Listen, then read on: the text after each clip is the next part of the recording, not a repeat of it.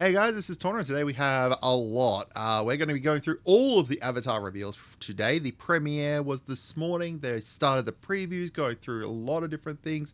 We've got a whole bunch of cards. We've got a secret lair. We've got, jumpstart stuff, everything. Now, I am insanely excited about this set. Avatar The Last Airbender was my childhood as I was growing up. One of the most formative shows of my younger life. So I am incredibly excited to kind of share this with you guys.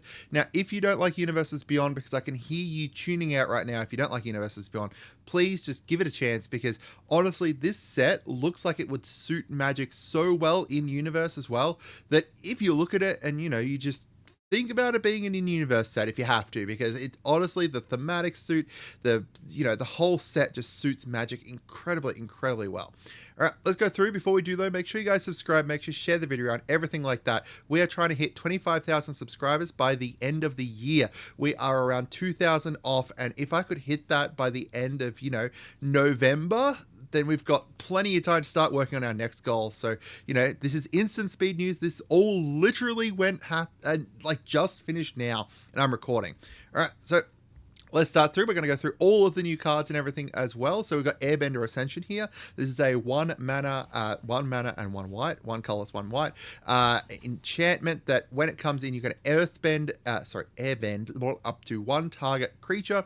When a creature you control enters, put a quest counter on this enchantment, and then at the beginning of your end step, if you've got 4 or more quest counters on this enchantment, you get to exile up to one target creature you control, then return it to the battlefield under its owner's control. Now, keep in mind, you don't need to remove any quest counters or anything like that.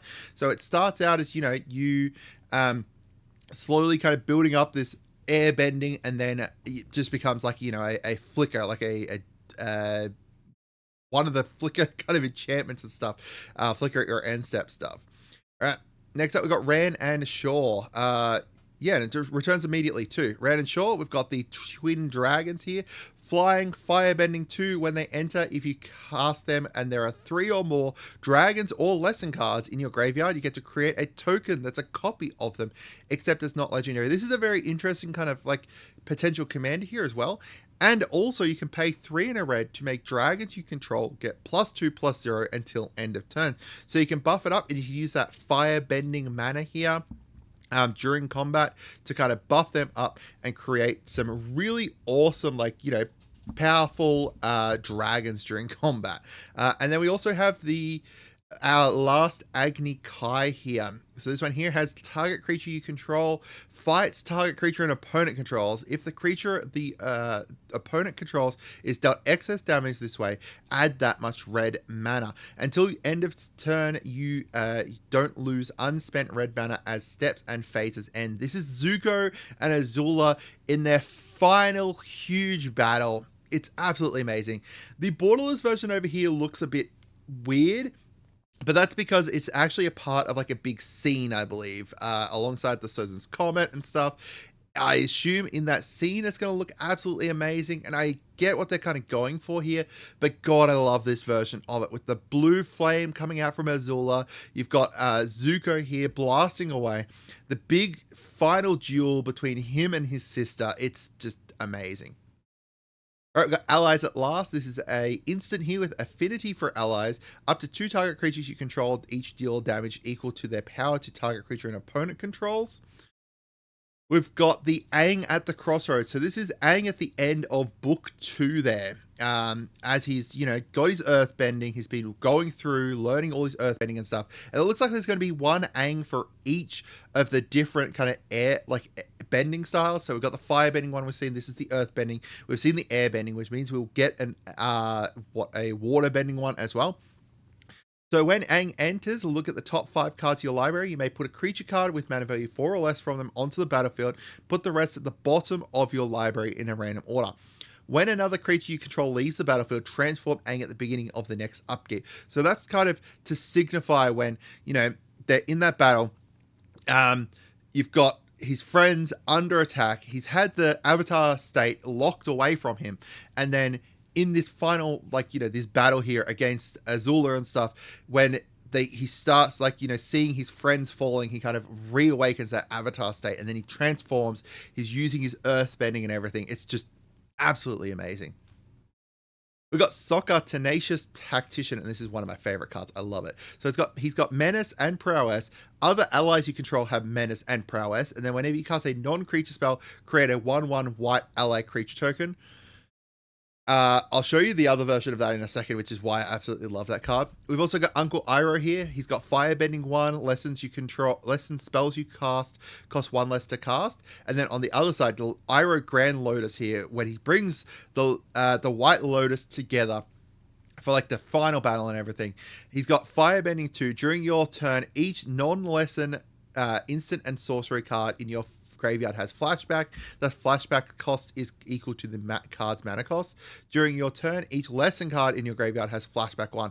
So you can flashback other things, but if you flashback a lesson, it's just easily kind of pump those lessons in. I love this. It's just really cool. I love the fact that it's Teamer as well. It's so interesting, the fact that they've actually, like, you know, looked at the characters and decided what characters like what their mana their color identity should be based off of what the actual character is, rather than just being like all firebenders are red and black. No, Iroh is not really black. Like, he is Teamer, and it just suits so well. And then for the borderless versions of them, this Soccer is just amazing. I absolutely love it. It's so cool. And then we've got Iroh Grand Lotus over here as well. All right. Into the next one, we've got 3 different versions of Azula here. So we've got Azula on the Hunt, which is Firebending 2. When Azula attacks, you lose 1 life and create a clue token. Then we've got Azula Cunning. Now, I know what you're going to say about how, that should be Investigate. They specifically called out the fact that Investigate, the keyword Investigate works well if you already, know the game and stuff like that. But when you're already learning, 5 different things with, air bending, fire bending, etc., having Investigate on top of that makes it a little bit more difficult. So they decided to make it create a clue instead, as well as the fact that Investigate didn't really suit, while creating a clue token kind of did. So we've got Azula on the Hunt. We've got Azula Cunning Usurper here, which has Firebending 2. When she enters, target opponent exiles a non-token creature they control. Then they exile a non-land card from your graveyard. During your turn, you may cast cards exiled with Azula, and you may cast them as though they had flash. So that's really cool, because you can use it during combat, right? And then also, she's got Firebending 2, so you get that extra red mana during combat to do that flash with. And then finally, Firelord Azula is stunning. So she's got Firebending 2. When you cast a spell while Firelord Azula is attacking, copy that spell. You may choose new targets for that copy. So if you've got, stuff with flash, or you've got, ways to be able to, combat trick and stuff like that with Azula, this is going to be able to enable you to copy that, which is just going to be absolutely amazing. We've got the borderless version here of Azula there, and then finally the borderless versions here for the Firelord Azula. So this one here is the one that goes with that the Agni Kai one, and then this here, the borderless battle pose for Azula, is stunning. Absolutely stunning. I love it. All of these Azula cards are just really awesome. Azula's just an amazing character overall, to be honest. Such a tragic character as well. All right, we've got Zhao, Ruthless Admiral here. So he has Firebending 2. Whenever you sacrifice another permanent, creatures you control get +1/+0 until end of turn. So you can kind of get an idea on what Rakdos is planning on doing within the set. Firebending and sacrificing.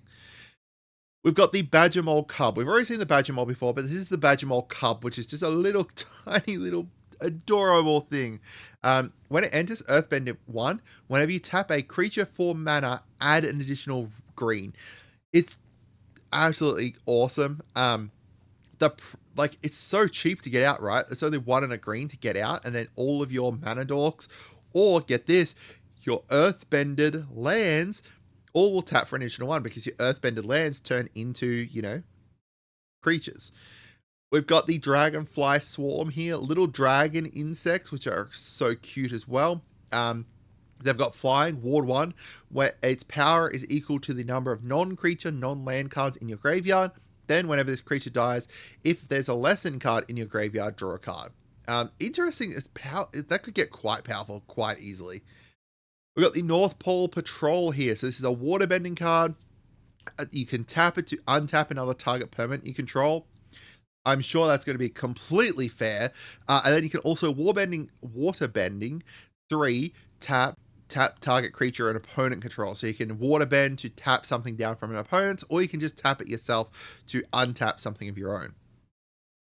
We've got the Fire Sages here, which you've already seen, but the Firebending Student, the art on this is really great, right? Like, that's some classic kind of Japanese anime-esque kind of art, which is just really cool. It's got Firebending X, where X is this creature's power, but it's also got prowess. So, you can, if you're doing combat tricks and stuff like that, or not even combat tricks necessarily, if you're doing like, pre-combat, pumping up, casting fire at instants and sorceries and stuff like that, this thing could get pretty big. Then during combat, attack with it, you get a whole bunch of red mana to then get, additional combat tricks, which will also buff up the prowess. We've got Leaves from the Vine here. Ah, God, this is such a... This card, I honestly, Iroh's character is, again, another one of the most tragic characters within the series. Him losing his son and the huge difference that has on his life is just absolutely amazing. So it's got mill 3 cards and create a food. Then put a +1/+1 counter on each of up to 2 target creatures you control. Then draw a card if there's a creature or a lesson card in your graveyard. That's just stunning. We've got the Legend of Kurik here. So this is looking back at Avatar Kurik from the past. This is what these flip sagas are going to be. So on one side, it's got, the Saga, which is the side that it will come in on. So you got Saga, scry 2, then draw a card, scry 2, then draw a card, then exile this Saga, then return to the battlefield transformed. He's got, whenever you cast a spell, create a 1/1 colorless spirit creature token with this token can't block or be blocked by non-spirit creatures. And then he's got Exhaust, Waterbend 20, take an extra turn after this one. So Exhaust, you can only do it once, unless you manage to, exile him, then bring him back, then you could do it again, which I assume someone's going to abuse that. And then also just take an extra turn after this one is just absolutely really awesome. All right, and then this is the borderless version here of him, which is just, again, stunning. All right, we've got the Lion Turtle here, and I love these borderless field note versions of them as well. It's got Vigilance, Reach. When it enters, you gain 3 life. It can't attack or block unless there are 3 or more lesson cards in your graveyard. However, it is a mana dork, so you do get that, mana dorkness, the the mana off of it beforehand. It's not a land because it doesn't have haste or anything like that. And it's not a creature until you have those. So you can't use it on the turn it comes out unless you've got haste, but still, it's going to be great. Like, I think this is a really, really cool card myself. A big, bulky card too. We've got Invasion Tactics here, an enchantment. When it enters, creatures you control get +2/+2 until end of turn. Then whenever 1 or more allies you control deal combat damage to a player, draw a card. So technically you can get 3 cards per turn, because if you deal damage to 3 different allies, 3 different opponents on the same turn, you're going to draw 1 card for each person. But Ran and Shaw, this is the borderless version of it that I thought I had earlier in the slide, but apparently not. And then the Badgermole Cub here as the borderless version of that. We've got energy bending. So this is a colorless one. Colorless, and this is stunning. This is the art. This is the finale here coming in, showing Aang doing the energy bending, removing the Fire Lord's bending from himself. It's just amazing. And this is a colorless lesson here. Lands you control gain all basic land types until end of turn, and then draw a card. We've got Zuko's Exile here. Again, stunning. So it's paying 5, exile target artifact, creature, or enchantment. Its controller creates a clue token. Yip Yip is another lesson here. Target creature you control gets +2/+2 until end of turn. If that creature is an ally, it also gains flying until end of turn. And it only costs 1 for that one as well. Solstice Revelations. This one here is great too. So you're going to pay 2 and a red, exile cards from the top of your library until you exile a non-land card. You may cast that spell. You may cast that card without paying its mana cost if the spell's mana value is less than the number of mountains you control. So if you've got, say, 6 mountains out here, you're going to do this. It's kind of Cascade-ish. cascade into something, and then if it's got mana value less than the amount of mountains you control, you get to cast it. Now, it does say less than, not less than or equal to, so, you need to cascade for 5 if you've got 6 mountains, but still. Or it goes into your hand if you're not able to cast it. We've got Cycle of Renewal here, a classic kind of Harrow effect. Sacrifice a land, search your library for up to 2 basic lands, put them onto the battlefield, tapped, then shuffle. However, because of the fact we've got Earthbending in this set, if you do it to something that's been Earthbended, that Earthbended card will come back. Because if it's, if it dies or it goes to exile, they come back. So that's great with that Earthbending effect. We've got the Sparring Dummy here, the Melon Lord. I love the flavor text on this. I am Melon Lord from Toff Melon Lord. So it's got Defender. You can tap it, mill a card. When you may put a land card milled this way into your hand, you gain 2 life if a lesson card is milled this way. So it's caring about like lessons, caring about lands, etc. And look at the little Momo. One thing they said is that they tried to hide Momo in the art of a whole bunch of different cards, and I just love seeing little Momo in the back there. We've got Guru Pathic here.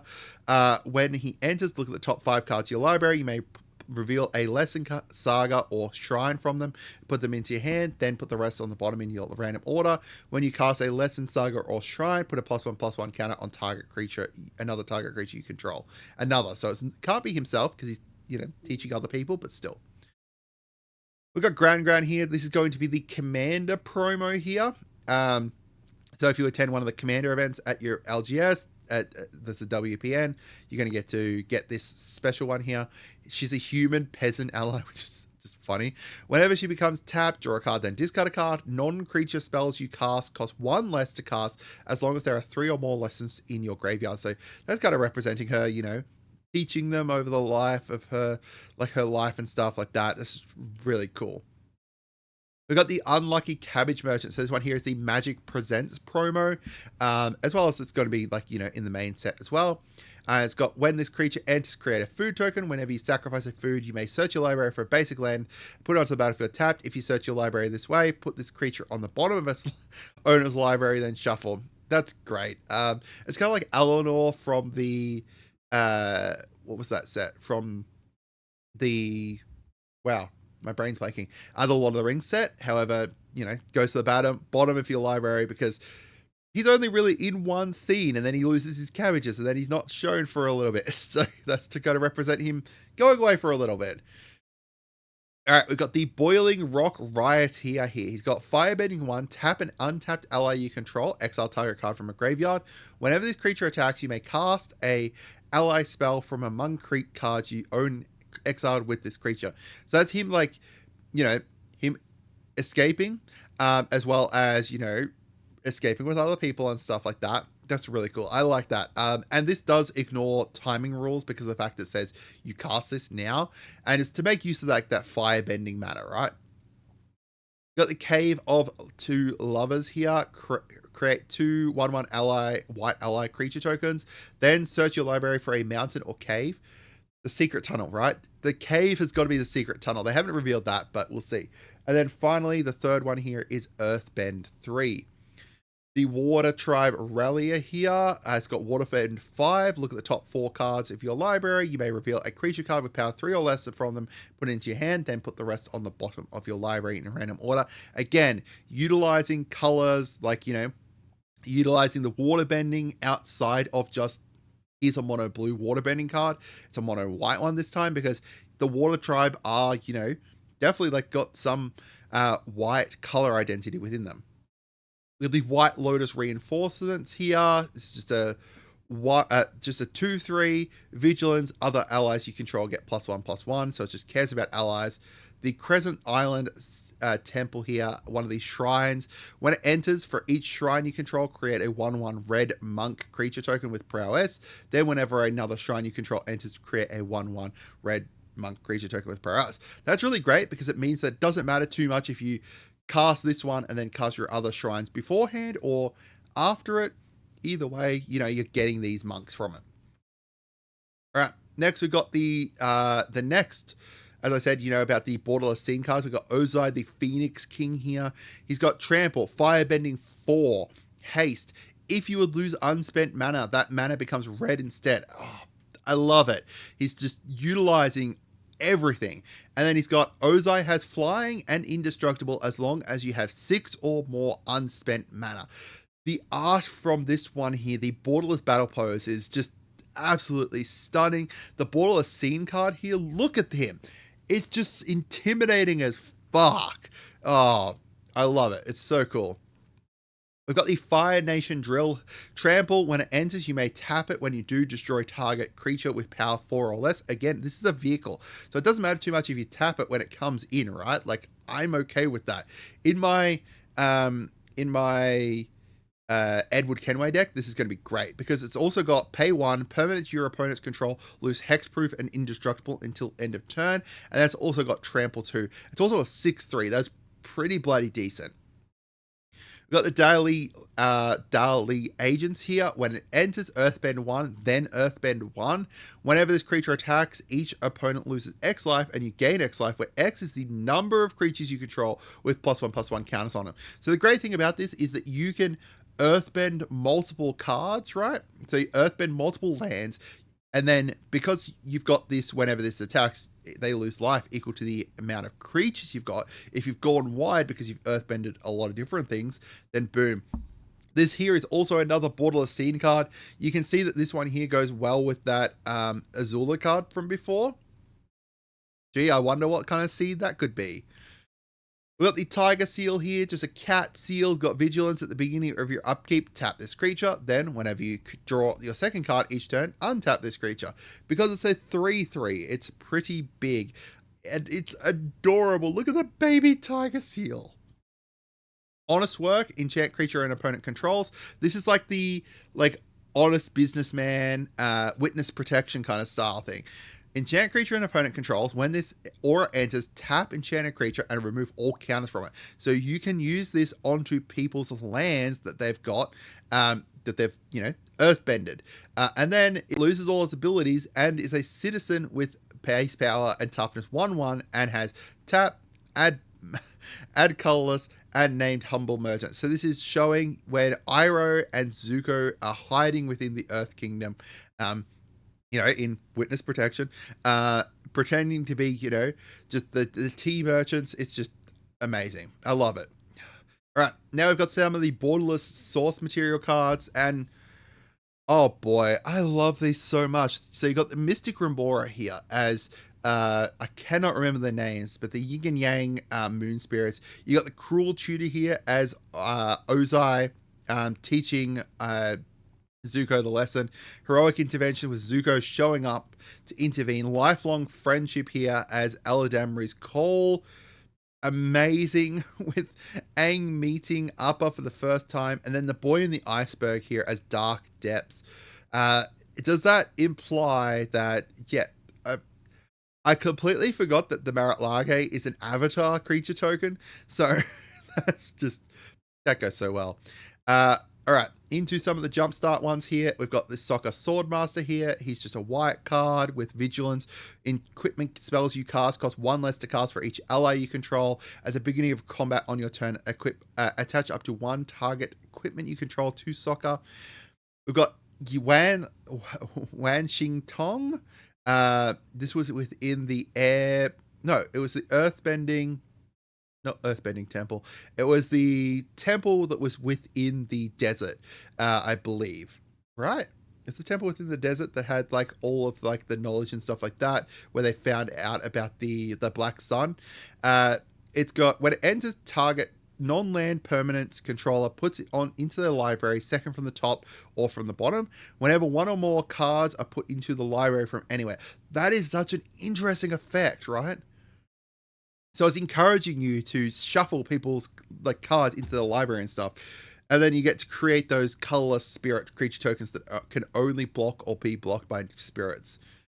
We've got Azula, Ruthless Firebender, Firebending 1. When she attacks, you may discard a card. Then you get an experience counter for each player who discarded a card this turn. Ooh. So you're encouraged to make everyone else discard, but you also discard when she attacks. Interesting. And then she's got 2 and a black. Until end of turn, she gets +1/+1 for each experience counter you have and gains menace. That's really cool. We've got Avatar Roku, Firebender. When a player attacks, so it's not even just you. Until end of turn, you do not add 6 red mana. So anytime anyone attacks, you get to add 6 red mana. Until end of turn, you don't lose this mana. As steps end, then you can pay 3 red mana to give target creature. Target creature, you can also buff up opponent stuff. That's interesting. Mono red, like group hug-esque. Interesting. That's really cool. We've got Fang, Roku's companion. Whenever Fang attacks, another target legendary creature you control gets +X/+0 until end of turn, where X is Fang's power. When Fang dies, if it wasn't a spirit, return this card to the battlefield under your control. He's a spirit in addition to his other types, so if he dies, he comes back. That's cool. Zuko, Firebending Master. Was that a legendary? Yeah, it is. Zuko, Firebending Master, first strike, Firebending X, where X is the number of experience counters you have, and then whenever you cast a spell during combat, you get an experience counter. We've got Hey Bye, Forest Guardian. So this is very interesting to see this within like a jumpstart product, but that's really cool. When Hey Bye enters, reveal cards from the top of your library until you reveal a shrine card. You may put that card onto the battlefield, then shuffle. You can pay Wooburg, tap. For each legendary enchantment you control, create a 1/1 colorless spirit creature token with this spirit. This token can't block or be blocked by non-spirit allies. Avatar Kyoshi, Earthbender. I love Kyoshi. Kyoshi's just amazing. During your turn, Avatar Kyoshi has hexproof. Then at the beginning of combat on your turn, Earthbend 8, then untap that land. That's just creating an 8/8 at each combat. I get that she costs 8, right? She costs 8, but still creating an 8/8 each combat is just crazy. You've got Toph, Earthbending Master. Whenever a land you control enters, you get an experience counter. Then whenever you attack, Earthbend X, where X is the number of experience counters you have. And then finally, we've got some reprints here that are within that as well. I say finally for the jumpstart stuff. We've still got more to go. The fiery confluence here showing Aang in the Avatar state, firebending everywhere, and then the Descendants Path. And the Descendants Path is just, I love it so much. It's so cool. At the beginning of your upkeep, reveal the top card of your library. If it's a creature that shares a creature type with a creature you control, you may cast it. Without paying its mana cost. So this is obviously, these are both reprints, but the Descendants Path showing Aang in the Avatar state, tapping into the past avatars with, Roku, Kyoshi, I can't remember his name, and I can't remember, I think her name's Yang Chen, but still, it's just amazing. I love it so much. All right. The Commander Bundle, they showed off the promos here for that. We've got Soul Ring, we've got Arcane Signet, we've got Swiftfoot Boots. Honestly, I'm a bit met on them. They look great, and it's going to be the way for you to be able to get, the promos for that look like the Avatar set and stuff. But I don't know. I think the Arcane Signet I'm not a huge fan of. The Soul Ring's pretty cool. Yeah. I don't know. Let me know what you guys think. All right, into the scene boxes here. We've got the Black Sun scene box. They showed off the Katara's reversal up here, which has counter up to 4 target spells and or abilities, and then untap up to 4 target artifacts and or creatures. That would be very interesting in like the Earthbending set, because your creatures are technically, like your lands are technically creatures in it. And then we've got Sokka and Suki here. Whenever Sokka and Suki or another ally you control enters, attach up to 1 target equipment you control to that creature. Then whenever an equipment you control enters, create a 1/1 white ally creature token. And then that's a part of the Jasmine T borderless scene box. And then they showed off this here, which is one of the secret layers that's going to be coming up. That's all about the cabbages. So we've got Chain of Vapor, Meltdown, Nature's Claim, Anguished Unmaking, and Putrefy here, all showing the poor cabbage merchant losing all of his cabbages. All right, and then some art here. We've got Suki Kyoshi Captain. We've got Combustion Technique, the bitter work for Aang. Look at his hand. We've got Crushing Wave, and the art of this set is just stunning. Zuko Seeking Honor, the Fire Nation Cadets, Wall Top Sentries. We've got Boomy Unleashed. That's just amazing. Him on Black Sun. We've got this Solid Ground, Team Avatar, Iroh Tea Master, Fire Nation Palace, Dune Bounty Hunter, Earthbender Ascension. And honestly, I am just so excited for this set. It looks absolutely stunning. Let me know what you guys think. I hope you guys had a wonderful day and goodbye.